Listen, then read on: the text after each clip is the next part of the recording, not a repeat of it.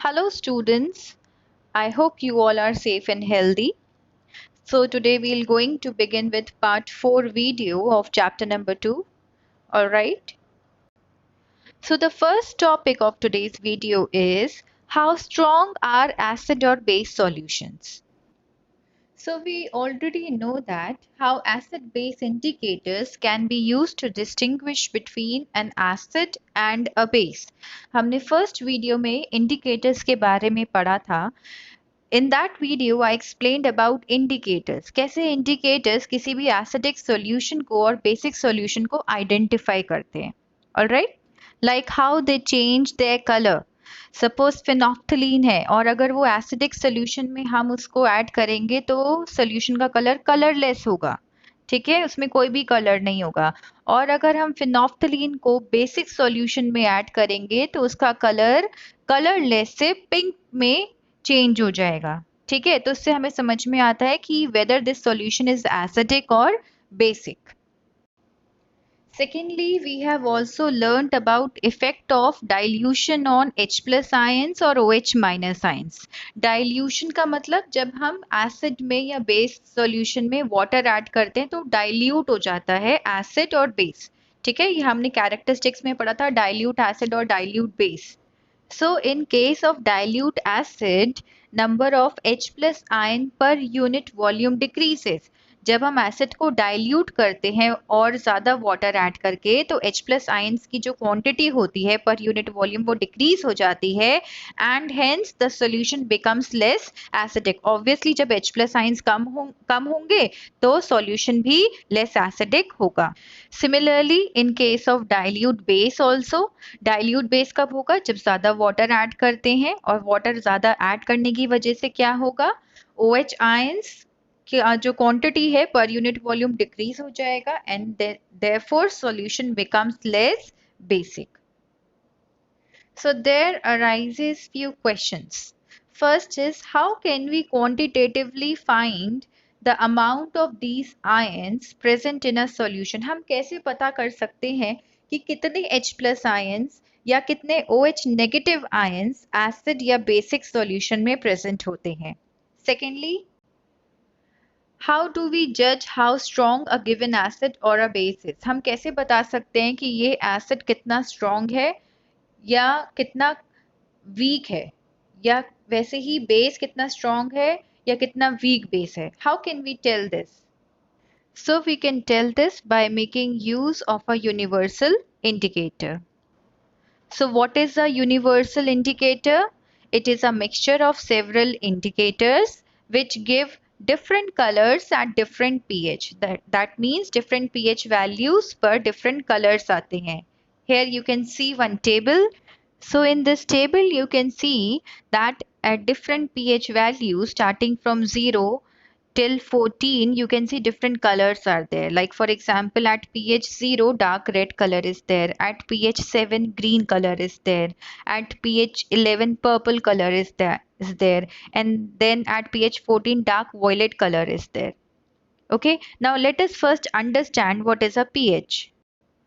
The P in pH stands for potence in German, which means par. Okay, now you can see I have written P small and H capital. So this is how you write pH. pH simply means the power of hydrogen ions. Okay, जितने ज़्यादा hydrogen ions होते हैं उतना ही pH कम होता है और जितने कम hydrogen ions होते हैं उतना ही ज़्यादा pH होता है. अभी हम आगे इसके बारे में और डिटेल में पढ़ेंगे. So how do we measure these hydrogen ions? हम हाइड्रोजन आयंस को कैसे मेजर करते हैं? By a pH scale. A pH scale क्या होता है? It is a scale for measuring hydrogen ion concentration in a solution. ठीक है? Let us first of all discuss about the characteristics of pH scale. pH scale में क्या क्या होता है? सबसे पहले हम वो डिस्कस करते हैं. First point is pH scale ranges from 0 to 14. ठीक है, I'll show you the diagram later on. Secondly, for neutral solutions कौन से होते हैं? जिनमें हाइड्रोजन आयंस और OH नेगेटिव आयंस बिल्कुल इक्वल अमाउंट में प्रेजेंट होते हैं. तो वो क्या करते हैं, एक दूसरे का इफेक्ट को न्यूट्रलाइज कर देते हैं। तो वो सॉल्यूशंस कैसे होते हैं, न्यूट्रल सॉल्यूशन होते हैं, उनका पीएच 7 होता है। Third, for acidic solutions pH is less than 7। Okay, pH जो होता है 7 से कम होता है, दैट मीन्स 0 से 6.9 तक का जो पीएच होता है सॉल्यूशंस का, उन सॉल्यूशंस को हम एसिडिक सॉल्यूशंस बोलते हैं। दैट मीन्स उनमें H प्लस आयंस का कॉन्सेंट्रेशन बहुत ज्यादा होता है। Number 4, for basic solutions, pH is greater than 7. That means 7.1 से 14 तक जो सॉल्यूशंस होते हैं उनका pH जो 7.1 से 14 तक का होता है वो बेसिक सॉल्यूशंस होते हैं। दैट मीन्स उनमें H प्लस आयंस का कॉन्सेंट्रेशन बहुत ही ज्यादा कम होता है। दैट मीन्स बेसिक है तो ऑब्वियसली H प्लस आयंस का कम होता है और OH नेगेटिव आयंस का कॉन्सेंट्रेशन ज्यादा होता है। तो ऐसे सॉल्यूशंस को बेसिक सॉल्यूशंस बोलते हैं। फिफ्थ, पीएच क्या होता है basically, it is equals to 1/H3O positive ion. इसको हम ऐसे शो करते हैं।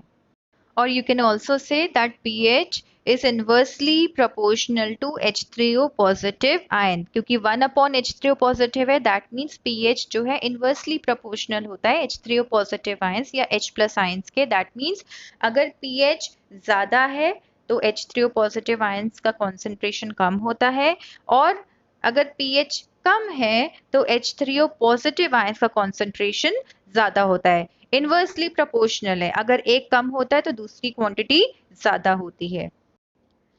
Sixth point, more is the hydronium ion concentration. That means जितने ज्यादा H3O पॉजिटिव आयन का कंसंट्रेशन होगा या H प्लस आयन का कंसंट्रेशन होगा, less is the pH, pH उतना ही कम होता है। दैट मीन्स 0 to 6.9 के बीच में होता है and the solution is more acidic.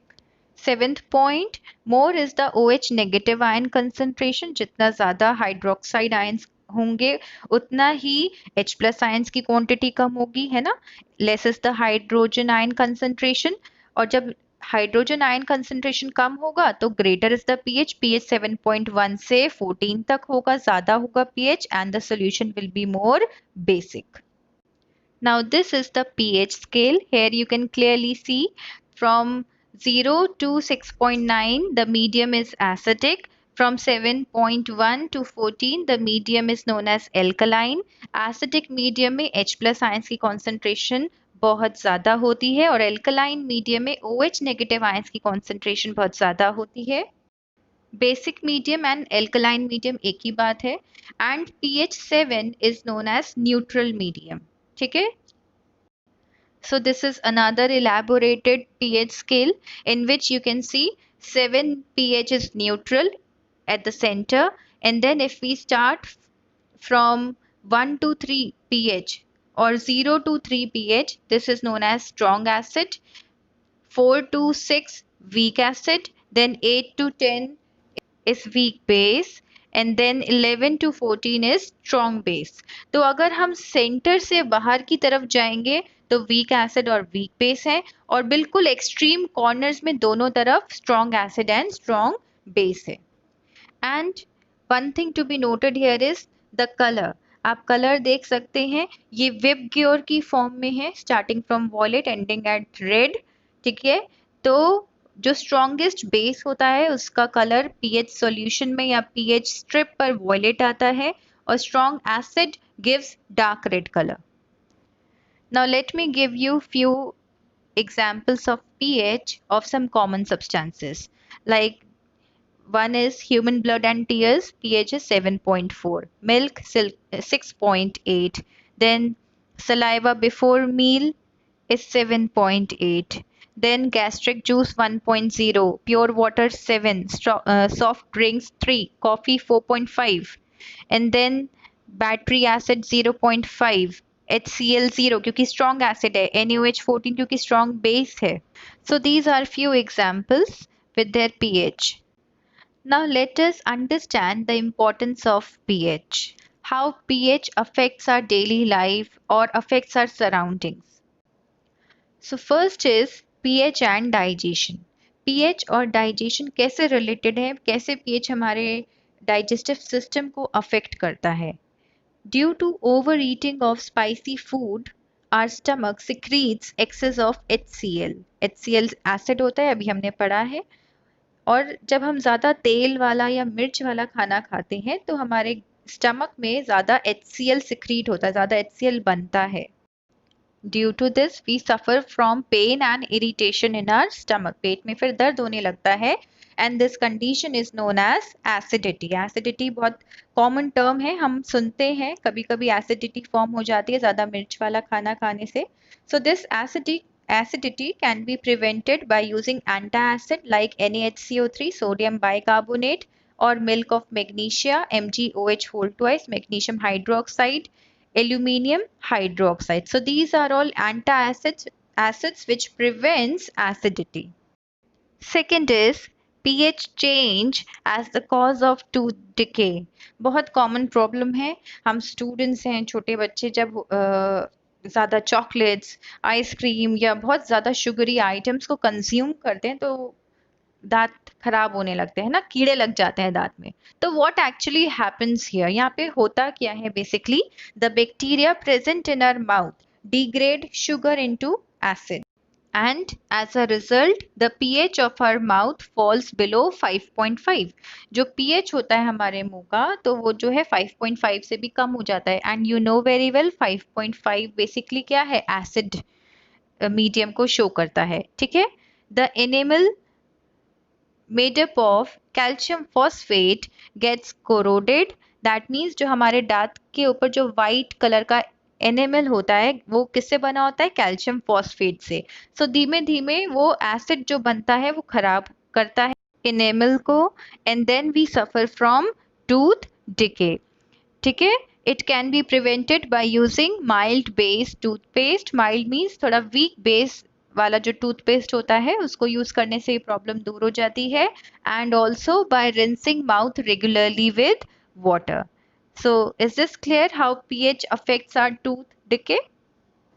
Third is pH and soil. The best growth of plant is when the pH is near to 7, ठीक है। Soil का भी pH इंपॉर्टेंट होना चाहिए और अच्छे प्लांट्स तभी ग्रो करेंगे जब pH जो है 7 या उसके आसपास होना चाहिए। दैट मीन्स ना ज्यादा एसिडिक ना ज्यादा basic. If the soil is acidic, अगर pH 7 से कम है दैट मीन्स जो सॉइल का pH है वो एसिडिक है। And if the soil is acidic then calcium carbonate, calcium oxide, calcium hydroxide are used to make it neutral. ये जितने भी कंपाउंड्स हैं ये सब बेसिक हैं। तो अगर सॉइल ज्यादा एसिडिक है तो उसमें बेसिक कंपाउंड्स को ऐड करते हैं ताकि सॉइल न्यूट्रल हो जाए और उसका pH जो है 7 या उसके आसपास आ जाए, ठीक है। And this is also known as liming of soil, LIMING। Liming of soil का मतलब addition of all the lime substances, जैसे कैल्शियम कार्बोनेट है, इसको लाइमस्टोन भी बोलते हैं। कैल्शियम ऑक्साइड क्विक लाइम बोलते हैं, कैल्शियम हाइड्रोक्साइड स्लेक्ड लाइम बोलते हैं। So this is known as liming of soil.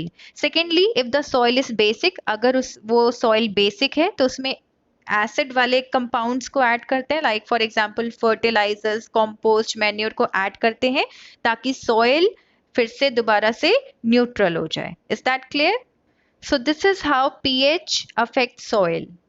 Fourth is pH and plants and animals. Plants and animals को भी pH affect करता है। अब कैसे करता है? When rain water whose pH is 5.6, rain water का pH होता है 5.6, दैट मीन्स थोड़ा सा एसिडिक होता है rain water. So when rain water flows into river, obviously rain water कहाँ जाता है, eventually it mixes with the river. So it affects the life of plants and animal as it is acidic.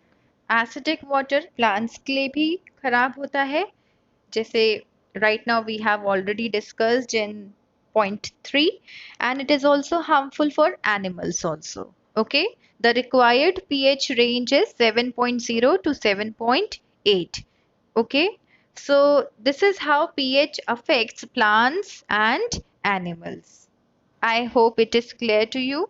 Now the next point is, fifth and last point is self-defense by animals and plants through chemical warfare. अब self defence का मतलब क्या है? Let us read. Honey bee sting, मधुमक्खी का कांटा कभी चुभ जाता है। आंट स्टिंग, या नेटल प्लांट क्या होता है, एक प्लांट होता है जिसकी लीव्स में क्या होते हैं, लीव हेयर्स में क्या होते हैं, स्टिंग होते हैं, ठीक है। And when the stings touches our body, जब हमारी बॉडी में कभी ये कांटे चुभ जाते हैं तो क्या होता है, एक एसिड फॉर्म होता है। Which acid? Formic acid. Okay. Honeybee sting, ant sting, nettle plant leaves, formic acid, which causes pain and irritation. It can be prevented by the use of a mild base like baking soda on the stung area which gives relief. अभी हमने पढ़ा था baking soda क्या होता है, एक base होता है, ठीक है। और ये जब कांटे हमारी बॉडी में चुभते हैं तो उससे एक एसिड फॉर्म होता है which is known as formic acid. तो एसिड का इफेक्ट को न्यूट्रलाइज या कैंसिल आउट करने के लिए हम बेस को अप्लाई करते हैं, which base, baking soda. Is that clear? So this is how self-defense is done by animals and plants. So I hope that you have understood all these 5 points which we have discussed about the importance of pH. Okay students, so this is all for today. Please understand all these topics very carefully and draw the diagram of pH scale also in your notebooks. Okay students, all the best and thank you.